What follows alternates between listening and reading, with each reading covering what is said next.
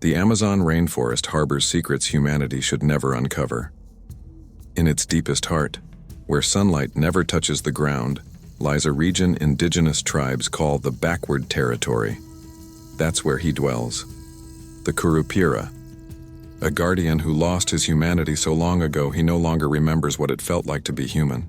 A team of 6 illegal loggers entered the backward territory searching for rare mahogany worth millions on the black market. They ignored warnings from local villagers. They laughed at stories about the forest's protector, dismissing them as primitive superstition. That arrogance would cost them far more than their lives. It would cost them their eternal souls. On the first day, they found strange footprints in the mud. Human footprints, but reversed, as if someone walked backwards or had feet pointing the wrong direction. Roberto, the team leader, mocked. Probably some native trying to scare us off their territory. They followed the tracks, not realizing they were being led deeper into their doom. That night, they made camp near a massive tree covered in black moss that seemed to pulse like living flesh. As they built their fire, they heard a disturbing sound, a child crying, echoing through the trees. But it wasn't normal crying. It was shrill, desperate, and came from every direction simultaneously, as if the forest itself wept. Lucas, the youngest of the group, swore he saw something moving in the shadows between trees. A small figure, child-sized, with long hair that glowed like green fire in the darkness. The figure vanished in a heartbeat, but it left behind a nauseating smell of rotting flesh mixed with wet earth and ancient decay. The next morning, they realized their compasses spun wildly, pointing in all directions at once. Their GPS devices showed only static. Cell phones were completely dead, despite full batteries. Roberto tried to maintain composure, but fear was seeping in. They were lost in an impossible place, and something was watching their every move with ancient malice. That's when they found the clearing. In its center, dozens of trees had been ripped from the ground by their roots, arranged in a perfect circle. Inside the circle, human bones were arranged in complex patterns, and driven into the ground stood a wooden spear crowned with a human skull, its empty eye sockets seeming to stare directly at them. "Run!" Miguel, the most experienced, whispered with pure terror in his voice. But it was too late. A piercing whistle cut through the air so loud that all 6 men fell to their knees, blood streaming from their ears. From the surrounding trees, hundreds of pairs of red eyes glowed in the twilight. They weren't human. They weren't animals. They were something else entirely. The Curupira emerged from the shadows like a nightmare given form. He appeared as a boy with hair of living fire, red and orange flames that never burned out. His skin was covered in moss and ancient scars, but his eyes were empty voids, black as holes in the universe. His backwards feet left confusing tracks, and he smiled a smile without warmth. "You wounded my forest," his voice echoed, guttural and ancient, as if 1,000 voices spoke as one. "Now I will wound you, not with quick death, with something far, far worse. I will transform you. I will make you an eternal part of this land you dared to desecrate." Then he vanished between the trees like smoke. The hunt began in earnest. One by one, the loggers started disappearing into the forest's embrace. First was Pedro. They heard his screams echoing through the canopy, but when they ran to help, they found only his torn clothes and abandoned tools. In the ground, fresh roots sprouted, still pulsing with his life force, still warm with his blood. Andre was next to fall to the curse.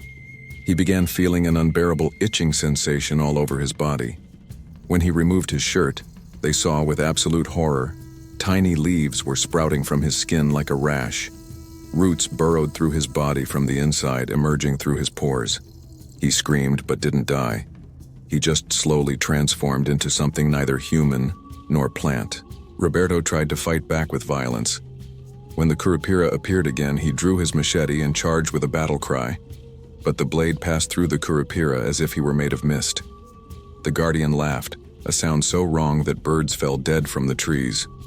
With a gesture, living vines wrapped around Roberto, penetrating his mouth, nose, eyes, and ears. Roberto was transformed into a living scarecrow, a warning to all who would harm the forest.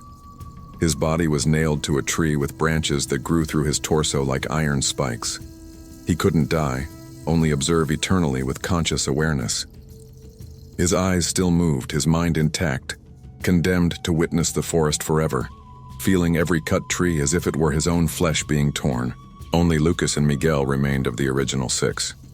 They ran desperately through the undergrowth, but the trees themselves seemed to move, blocking every path to freedom. The ground transformed into quicksand beneath their feet. The air grew thicker with each breath, like drowning in invisible water. And always that laughter echoing, the Curupira celebrating his righteous revenge. Miguel stumbled and fell into a pit hidden by leaves and moss. When Lucas looked down into the darkness, he saw something that shattered his sanity completely. The pit was filled with people half transformed into trees, dozens of them, all the loggers who had ever invaded this sacred forest. Their faces still recognizably human, eyes pleading, mouths open in eternal silent screams.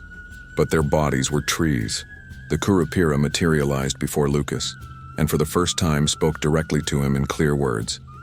"You are the last. You will be my messenger to the outside world."